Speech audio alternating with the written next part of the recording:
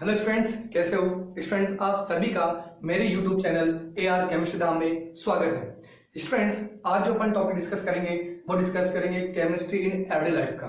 उस chemistry in everyday life में अपन सबसे पहले जो टॉपिक डिस्कस कर रहे हैं वो है एंटीबायोटिक। देखिए, एंटीबायोटिक एग्जाम के पर्पज से बहुत ही इंपॉर्टेंट है।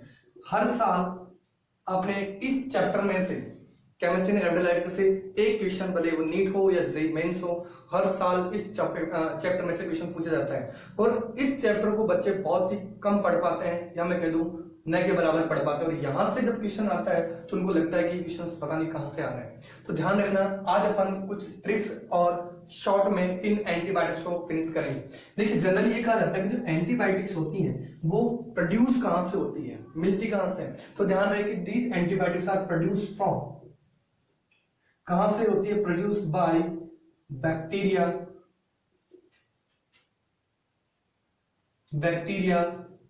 फंजाई, या मैं कह दूं मोल्स। इनसे ये एंटीबायोटिक्स क्या होती है, प्रोड्यूस होती है। अब देखिए, ये जो एंटीबायोटिक है, ये एंटीबायोटिक किस तरह से यूज की जा रही है, यूज एज ए ड्रग्स। किस तरह से यूज कर रहे हैं, आज इसको ड्रग्स के फॉर्म में यूज कर रहे हैं। तो ये जो एंटीबायोटिक नाम से पता चल रहा है कि इनका जो वर्क है वो क्या है, जो माइक्रो ऑर्गेनिज्म है उनकी ग्रोथ को रोकना, ग्रोथ को क्या करना होता है, इनहिबिट करना या उनको किल करना, इनका वर्क होता है। अब देखिए, जनरल जो एंटीबायोटिक्स है उन एंटीबायोटिक्स को अपन दो कैटेगरी में डिवाइड कर रहे हैं। इसी प्रॉपर्टी के बेसिस पर जो एंटीबायोटिक्स है वो दो कैटेगरी में अपन ने क्लासिफाई किया है। एक बैक्टीरियोसिडल जो किलिंग इफेक्ट को शो करती है, और दूसरी बैक्टीरियोस्टैटिक जो इनहिबिटरी इफेक्ट को शो करती है against the antibiotic micro organism. तो जो पहला है वो है अपने पास बैक्टीरियोसिडल। ध्यान रखना, जो सिडल है, इस सीडिंग से क्या मीनिंग है, that means killing effect of antibiotic against the micro organism. ऐसे ही जो सेकंड है वो है बैक्टीरियोस्टैटिक।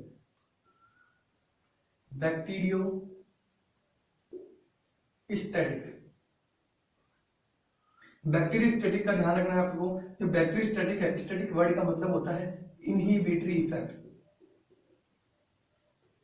दैट मीन्स जो एंटीबायोटिक्स बैक्टीरियोस्टैटिक होती हैं वो माइक्रो ऑर्गेनिज्म की ग्रोथ को क्या करती है, इनहिबिट करती है, रोकती है। अब देखिए, इनको याद कैसे करेंगे। देखो, याद करने का क्या मतलब है, एक तो आपको याद रखना है कि स्टैटिक्स का मतलब क्या होता है और सिडल का मतलब क्या होता है। कई बार क्वेश्चन यहाँ से पूछा जाता है कि बैक्टीरियोसिडल का कौन सा एग्जाम्पल होगा, बैक्टीरियोस्टैटिक का कौन सा एग्जाम्पल होगा। तो ध्यान में, जो सिडल है वो किलिंग इफेक्ट, और किलिंग इफेक्ट के लिए आपको याद रखने का तरीका है पाओ से। क्या कह रहा हूं मैं, पाओ का मतलब क्या है, पी से है पेनिसिलिन जो मेडिसिन है वो किसमें आती है, बैक्टीरियोसिडल में। ए से क्या रखा है आपने को, एमिनो ग्लाइकोसाइड्स, और ओ से क्या रखना है, ऑफ्लॉक्सेसिन।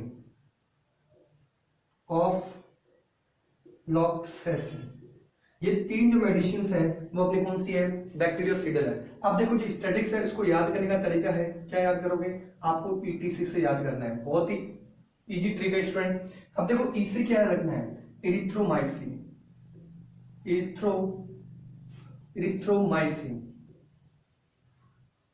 टी से क्या रखोगे, टेट्रासाइक्लिन। सी से क्या रखोगे, क्लोरोमफेनिकोल।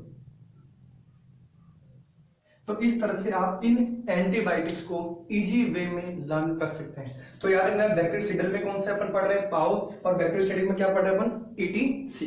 चलिए आगे देखते हैं इन एंटीबायोटिक्स को। देखिए, एंटीबायोटिक्स को इनके इफेक्ट की वजह से अगेंस्ट द माइक्रो ऑर्गेनिज्म इनको फिर तीन पार्ट में कैटेगराइज किया गया है। वो कौन कौन से हैं वो देखते हैं अपन। तो जो एंटीबायोटिक्स है, इन एंटीबायोटिक्स को फिर मैं 3 एक्शन के बेसिस पर, on the basis of action के बेसिस पे, स्पेक्ट्रम ऑफ एक्शन कह सकते हो आप, spectrum of action against micro organism. तो इसको 3 कैटेगरीज में क्लासिफाई किया गया है। एक ब्रॉड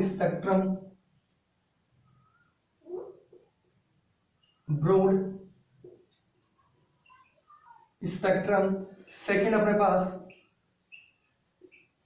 नैरो स्पेक्ट्रम और थर्ड अपने पास लिमिटेड स्पेक्ट्रम।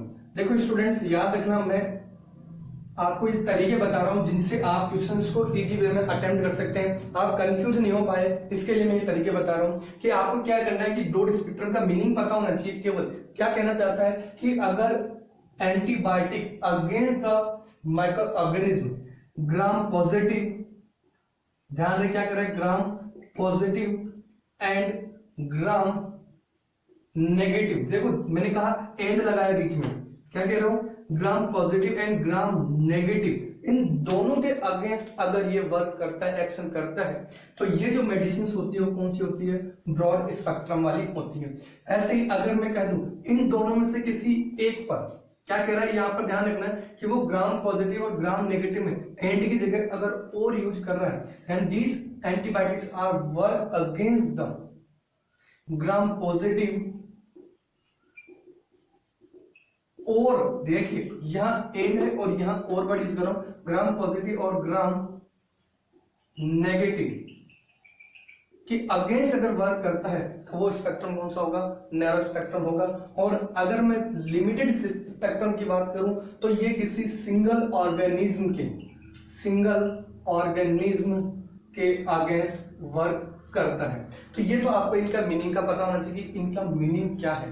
तो gram positive and gram negative broad spectrum, gram positive और ग्राम नेगेटिव नैरो स्पेक्ट्रम, और केवल सिंगल ऑर्गेनिज्म की बात की जाएगी तो कौन सा होगा अपने पास, लिमिटेड स्पेक्ट्रम होगा। अब देखिए इनके एग्जाम्पल सबसे इंपॉर्टेंट रहेंगे कि हम उनके एग्जाम्पल्स को कैसे याद रखें। तो देखिए एनसीईआरटी में इसका कोई भी एग्जाम्पल नहीं दे रखा, एनसीईआरटी बुक में लिमिटेड का कोई एग्जांपल है ही नहीं, तो फालतू परेशान होने की जरूरत नहीं है।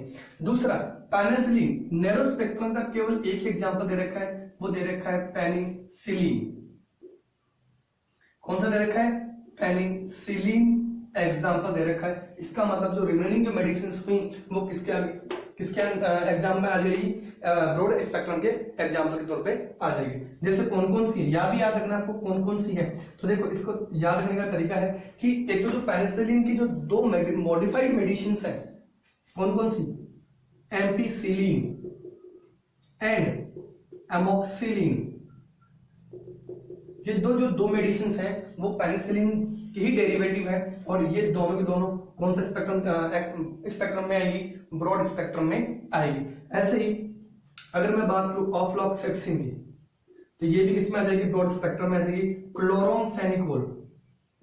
क्लोरोमफेनिकोल ये भी किसमें आ जाएगी, ब्रॉड स्पेक्ट्रम में आ जाएगी। और एक और है वेंकोमाइसिन, बहुत ही इंपॉर्टेंट है स्टूडेंट, इसका नाम बहुत ही कम बच्चों को पता होगा, तो याद रखना है। यही एनसीईआरटी में से ही मैंने ये सारी मेडिसिन के नाम निकाले हैं। तो आपको याद रखना है कि यहाँ 5 मेडिसिन है जो ब्रॉड स्पेक्ट्रम शो कर रही है, एम्पिसिलिन, एमोक्सिलिन, ऑफ्लॉक्सेक्सिन, क्लोरोमफेनिकोल और वेंकोमाइसिन। ये 5 मेडिसिन जो ब्रॉड स्पेक्ट्रम शो कर रही है। एक मेडिसिन है जो नैरो स्पेक्ट्रम शो कर रही है, और एक मेडिसिन है वो केवल लिमिटेड स्पेक्ट्रम, कोई भी मेडिसिन नहीं है जो लिमिटेड स्पेक्ट्रम शो करे। तो अब की बार आपको याद रखना है इनके इस मीनिंग से, क्योंकि ये 2019 में आ चुका है स्टूडेंट्स।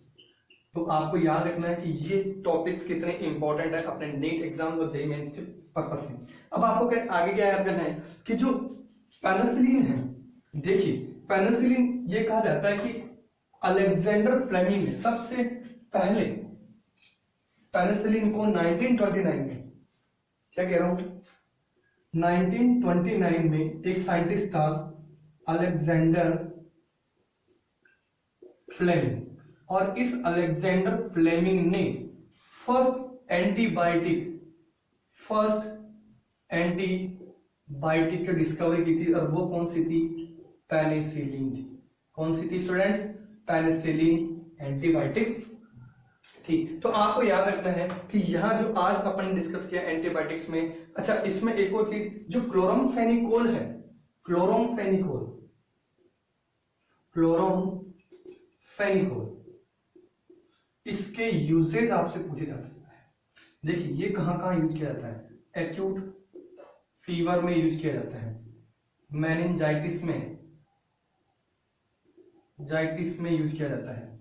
इसके बाद में हाँ, जो टाइफाइड होता है,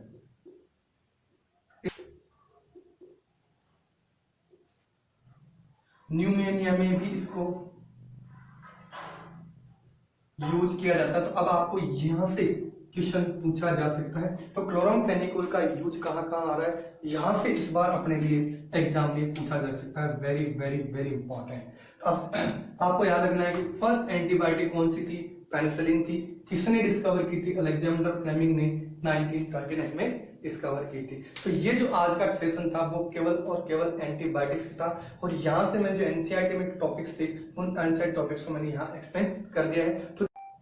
तो ये जो टॉपिक था आज मैंने एंटीबायोटिक का वो कंप्लीट कर दिया है। इसके बाद में जो नेक्स्ट टॉपिक अपन बात करेंगे वो बात करेंगे डिसइंफेक्टेंट और एंटीसेप्टिक के बारे में। स्टूडेंट्स मैं आपको बता दूं कि ये टॉपिक्स बहुत ही इंपॉर्टेंट है अपने नीट एग्जाम के और जेईई एग्जाम के पर्पज से। इन क्वेश्चंस में से 100% अपने हर साल एक क्वेश्चन पूछा जा रहा है, और अपन जानते हैं कि बूंद बूंद से घड़ा भरता है। तो हर एक क्वेश्चन अपने नीट और जेईई मेंस के पर्पज से बहुत ही इंपॉर्टेंट है स्टूडेंट्स।